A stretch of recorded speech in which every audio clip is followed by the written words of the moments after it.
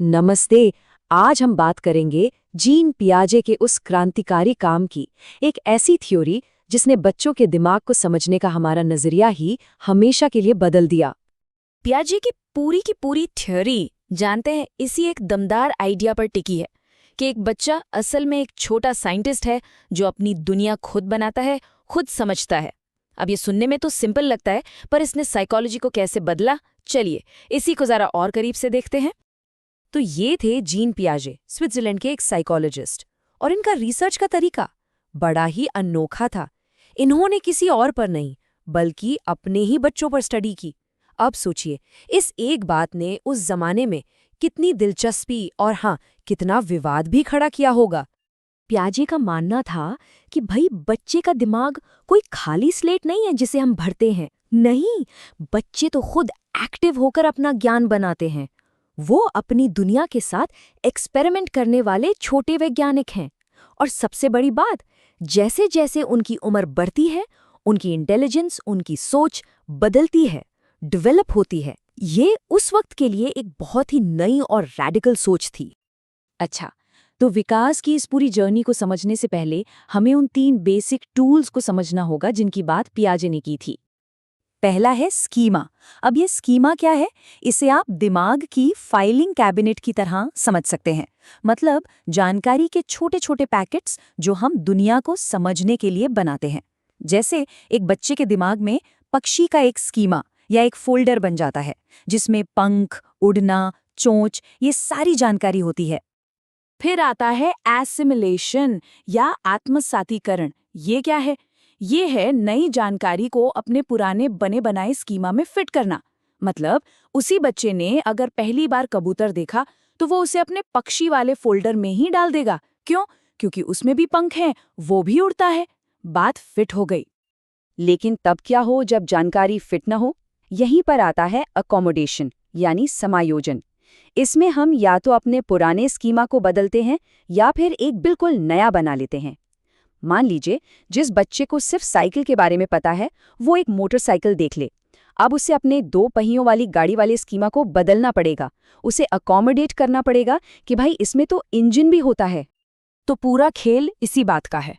Assimilation मतलब नई चीज को पुराने खाने में फिट कर देना, और अकोमोडेशन मतलब नई चीज के लिए या तो पुराना खाना बदलना या फिर एक नया खाना ही बना देना। एक में हम जानकारी को फिट करते हैं, दूसरे में हम खुद को बदलते हैं। पियाजे ने कहा कि ये जो दिमागी विकास है, ये 4 अलग-अलग स्टेजेस में होता है। हर स्टेज पिछले वाले की नींव पर बनता है। तो चलिए इस सफर पर निकलते हैं और इन 4 स्टेजेस को एक-एक करके देखते हैं। ये है वो 4 स्टेजेस। सेंसरोमोटर स्टेज, जन्म से 2 साल तक। प्री ऑपरेशनल स्टेज, 2 से 7 साल। कॉन्क्रीट ऑपरेशनल, 7 से 11 साल। और आखिर में फॉर्मल ऑपरेशनल स्टेज, 11 साल और उसके बाद। ये एक तरह से हमारे दिमाग के विकास का पूरा रोड मैप है। तो सबसे पहला स्टेज, सेंसरी मोटर, जन्म से लेकर 2 साल तक। इस स्टेज में एक बच्चे की दुनिया क्या होती है? बस वो जिसे वो देख सकता है, छू सकता है या जिसके साथ कुछ कर सकता है। मतलब सब कुछ सेंसेस और एक्शंस के जरिए। इस दौरान बच्चा अपनी 5 इंद्रियों से दुनिया को महसूस करता है। चीजों को पकड़ना, घुटनों के बल चलना, ये सब सीखता है। बात करने के लिए शब्द नहीं होते तो रोकर ही अपनी जरूरतें बताता है। और हाँ, लाइट या रोशनी को लेकर बहुत ज्यादा सेंसिटिव होता है। ये पूरी तरह से सेंसरी एक्सप्लोरेशन का दौर है।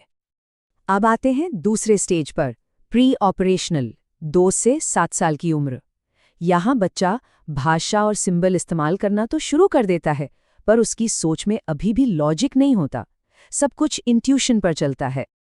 इस उम्र में बच्चे तस्वीरों, इमेज और भाषा से सीखते हैं। उनमें एनिमिज्म दिखता है। मतलब उन्हें लगता है कि निर्जीव चीजों में भी जान होती है, जैसे उनके खिलौनों में। लॉजिक से सोचने में बहुत दिक्कत होती है। और एक बहुत बड़ी चीज होती है इरिवर्सिबिलिटी, यानी चीजों को पलट कर नहीं सोच पाना। इसको ऐसे समझिए, एक बच्चा ये तो जानता है कि 2 जमा 3 5 होता है, पर अगर उससे पूछे कि 3 जमा 2 कितना होता है, तो वो कंफ्यूज हो जाएगा। वो दिमागी तौर पर इस ऑपरेशन को पलट नहीं सकता। यही है इरिवर्सिबिलिटी।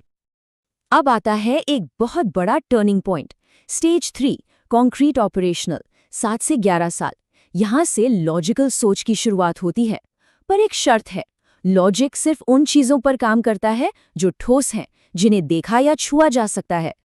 इस स्टेज में बच्चा ठोस चीजों के बारे में लॉजिकली सोच सकता है, जिसे मूर्त चिंतन कहते हैं। वो समय, तारीख, वजन, क्रम, इन सब कॉन्सेप्ट्स को समझने लगता है। मैथ के सवाल हल कर सकता है, घड़ी देखकर टाइम बता सकता है। मतलब दिमाग अब काफी ऑर्गेनाइज्ड हो गया है। और अब आखिरी स्टेज, फॉर्मल ऑपरेशनल, 11 साल की उम्र के बाद। यहाँ सोच ठोस दुनिया की सीमाओं को लांघकर एब्स्ट्रैक्ट यानी अमूर्त संभावनाओं की दुनिया में पहुंच जाती है। यहाँ अमूर्त चिंतन की क्षमता आ जाती है, मतलब ऐसी चीजों के बारे में सोचना जो सामने नहीं है। हाइपोथेटिकल रीजनिंग, कि अगर ऐसा हुआ तो क्या होगा। किसी भी प्रॉब्लम को सिस्टमैटिक तरीके से सॉल्व करना, उसके कई आउटकम्स के बारे में सोचना, ये सब इसी स्टेज में मुमकिन होता है। अब इंसान एक वैज्ञानिक की तरह सोच सकता है। तो सवाल ये है कि पियाजे की इस थ्योरी का आज भी क्या मतलब है? इतने सालों बाद भी ये हमारे लिए क्यों जरूरी है? शायद सबसे बड़ी और सबसे गहरी बात जो हमें पियाजे से सीखने को मिलती है वो ये है कि बच्चों की सोच में जो गलतियां हमें दिखती हैं वो असल में उनकी इंटेलिजेंस की नाकामी नहीं है, बल्कि वो गलतियां तो एक खिड़की की तरह हैं। एक ऐसी खिड़की जिससे हम उनके दिमाग के अंदर झांक सकते हैं। हम देख सकते हैं कि वो इस वक्त विकास के किस स्टेज पर हैं और दुनिया को किस अनोखे नजरिए से देख रहे हैं। और जब हम उनके डेवलपमेंट के स्टेज को समझ जाते हैं तो हमें उनके लॉजिक को समझने में भी मदद मिलती है। ये बात टीचिंग से लेकर पेरेंटिंग तक हर चीज़ पर हमारे नज़रिए को बदल देती है। हमें ये याद दिलाती है कि बच्चे का दिमाग एक अलग तरीके से काम करता है। तो आखिर में ये सवाल बचता है, अगर एक बच्चे की गलतियां सिर्फ उसके विकास का एक हिस्सा हैं, एक साइन है, तो जब वो कुछ गलत करे तो हमारा रिएक्शन क्या होना चाहिए? ये सवाल हमें डांटने या सुधारने से ज्यादा समझने और सीखने की तरफ ले जाता है। ये हमें हर बातचीत को इंसान के दिमाग की इस शानदार यात्रा को समझने का एक मौका देता है।